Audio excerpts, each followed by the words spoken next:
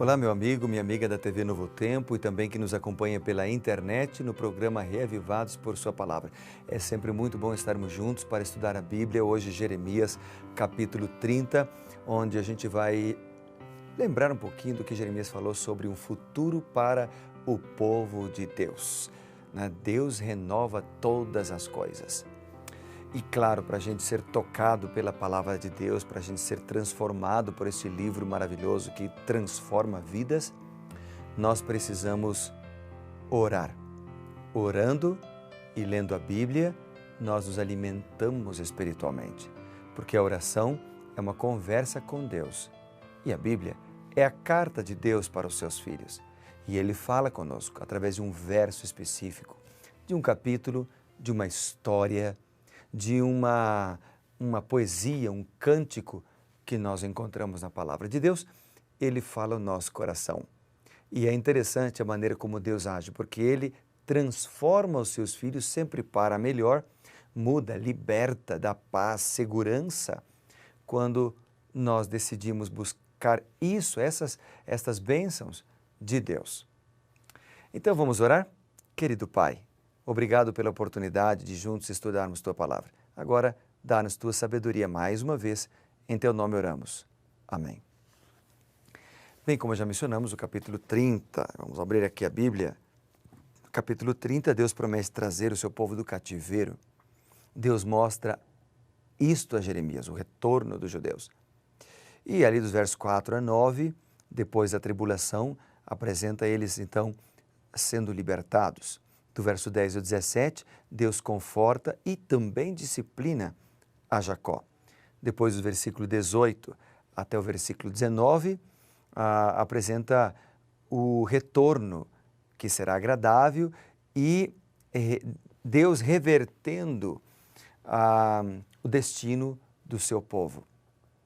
Também o capítulo apresenta o castigo de Deus sobre os opressores e nos versículos 21 e 23 aparece a promessa de Deus. Deus prometendo abençoar seu povo com uma boa liderança. O verso 2, vamos lá juntos então. Vamos ler juntos o verso 2. Vamos ler o verso 1 também. Palavra que do Senhor veio a Jeremias, dizendo: Assim fala o Senhor, Deus de Israel, escreve num livro todas estas palavras que eu disse. Olha que interessante. E aí, o verso 3. Porque eis que vem dias, diz o Senhor, em que mudarei a sorte do meu povo de Israel e de Judá, diz o Senhor. Falo-eis voltar para a terra que dei aos seus pais e a possuirão. São estas as palavras que disse o Senhor acerca de Israel e de Judá. E aí continua, assim diz o Senhor, ouvimos uma voz de tremor e de temor e não de paz. Perguntai e vedes se acaso um homem tem dores de parto, porque vejo, pois é cada homem com as mãos na cintura, como a que está dando para dar à luz. E por que se tornaram pálidos todos os rostos? Ah, que grande aquele dia, e não há outro semelhante, é tempo de angústia para Jacó. Ele, porém, será livre dela.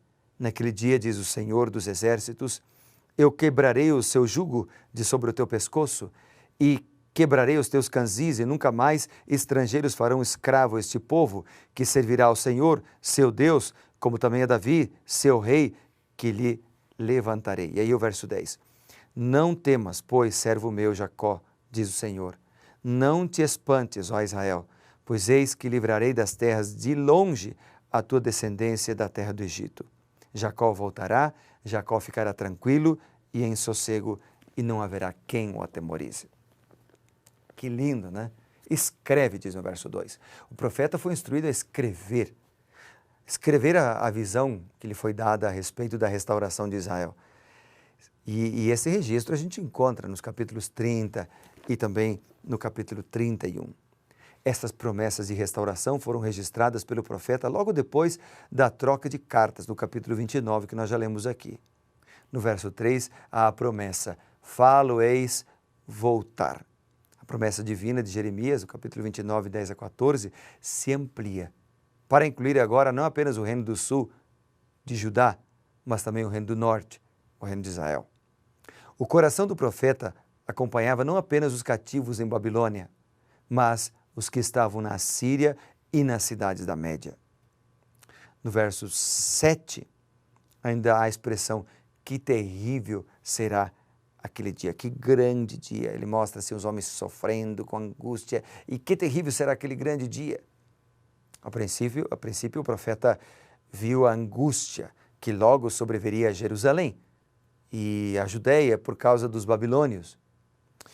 Agora, quando aplicado ao tempo do fim, porque aqui aparece a expressão aquele dia. Lembre-se do texto? Verso 8, vou ler de novo. Verso 8 diz: naquele dia, diz o Senhor dos Exércitos, eu quebrarei o seu jugo e sobre o teu pescoço quebrarei os teus canzis. E aí continua dizendo o seguinte: e nunca mais estrangeiros farão escravo esse povo. Então, quando aplicado ao tempo do fim, a expressão naquele dia ou aquele dia se refere ao grande dia do Senhor no final da história deste mundo. Será um tempo de angústia para Jacó, como mencionado no verso 7. Jeremias ilustra a intensidade da experiência que recairá sobre Israel, comparando-a com a experiência de Jacó, que lutou com um anjo quando se viu ameaçado ali pelo seu irmão e disposto a matá-lo em vingança pelos erros passados. Então, a fim de se preparar para a crise, Jacó passou a noite em oração, ajustando sua vida com Deus. Por sua persistência, por sua fé, a Jacó foi dada a certeza da bênção de Deus antes que a noite terminasse. E ao olhar para o futuro, à luz da experiência do que aconteceu com Jacó, Jeremias ele também mostra que na época da invasão babilônica eles passariam por uma agonia terrível, grande, semelhante à do seu antepassado Jacó. Só que a profecia da grande angústia, veja, o profeta associou com uma mensagem de conforto ao seu povo, porque ele diz, ou ele transmite a mensagem que Deus diz o seguinte: mas ele será salvo. Que linda promessa de Deus.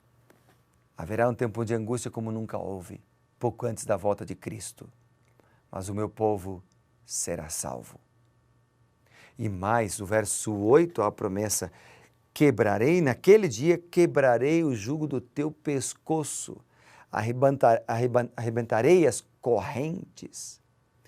Essa promessa se cumpre no ministério de Jesus, que foi profetizado em Isaías 9, que diz, lá 9 verso 4, diz, porque tu quebraste o jugo que pesava sobre eles e a vara que lhes feria os ombros e o cetro do opressor. Veja, esta é uma referência direta a Jesus. Ela confirma-se no verso 6, que diz, porque o menino, 9 verso 6, que diz, um menino nos nasceu, um filho se nos deu, o governo está sobre seus ombros, e seu nome será maravilhoso, conselheiro, Deus forte, Pai da eternidade, príncipe da paz. Voltando aqui para Jeremias 30, os versos 12 até o versículo 17, mostra a ferida curada. Eles descrevem a lamentável condição de Judá, mas a ferida curada. Humanamente falando, suas chagas eram tão graves que não havia esperança para a salvação. Não havia esperança para a nação. No entanto, Deus prometeu curar as feridas. No versículo 17 ele diz, porque eu te restaurarei a saúde. Olha que linda promessa. Eu te restaurarei a saúde, eu curarei as tuas chagas, diz o Senhor, porque te chamaram repudiada. Eu curarei as tuas chagas. Poderia ter sido diferente. Esses versos descrevem a prosperidade que poderia ter sido se Israel, se o povo de Deus tivesse aceitado o seu destino, tivesse realizado com lealdade a missão que foi atribuída pelo céu.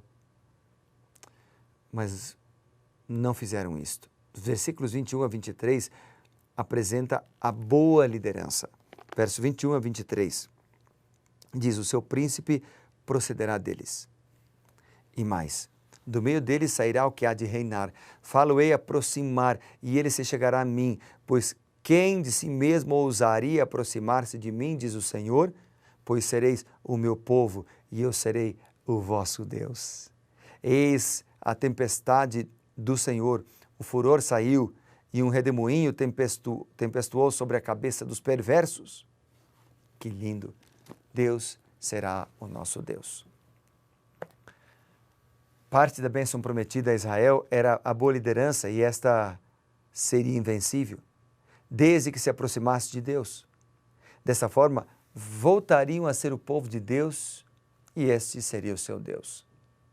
Versos 23 e 24 apresentam uma calmaria depois da tempestade. O Senhor trará sobre a cabeça dos ímpios impetuosa tempestade. O cumprimento das gloriosas promessas da prosperidade pareciam quase inacreditáveis. Mas Deus é misericordioso, Deus é bom e os seus propósitos se cumprem. Qual é a conclusão que podemos tirar? Jesus predisse que antes do seu retorno a esse mundo, haverá uma grande tribulação também, como nunca houve desde o tempo que ele criou o mundo. Marcos 13 apresenta isso no verso 19. Isso indica que a angústia de Jacó, vivenciada pelo povo de Deus antes do seu retorno à pátria, ela acontecerá de maneira intensa novamente ao Israel espiritual depois do fim da graça e antes do advento de Jesus. Apenas aqueles que confiarem no pecado, apenas aqueles que forem humildes, fiéis, serão livres. Porque serão revestidos de justiça, a justiça de Cristo. Serão vitoriosos do tempo de angústia, o tempo da angústia de Jacó. Jesus voltará. Só mais um pouquinho de tempo e aquele que há de vir, virá e não tardará. Hebreus 10, 37 fala sobre isso. Jesus voltará em breve. E como estaremos nós? Seremos livres da angústia se Cristo nos livrar. Mas depende de nós. Se nós tivermos uma vida consagrada, uma vida de oração, uma vida de entrega, uma dedicação completa e plena ao Senhor Jesus. Vamos orar para isso então e por isso? Querido Pai, nós queremos ser fiéis, nós queremos andar em Teus caminhos, nós queremos desfrutar das bênçãos que o Senhor tem preparado para nós. Por isso nós oramos no nome de Jesus, por isso nós clamamos no nome do nosso Salvador Jesus. Em nome dEle, oramos hoje e sempre. Amém. Que Deus te abençoe e lembre-se, seja reavivado por sua palavra. Grande abraço.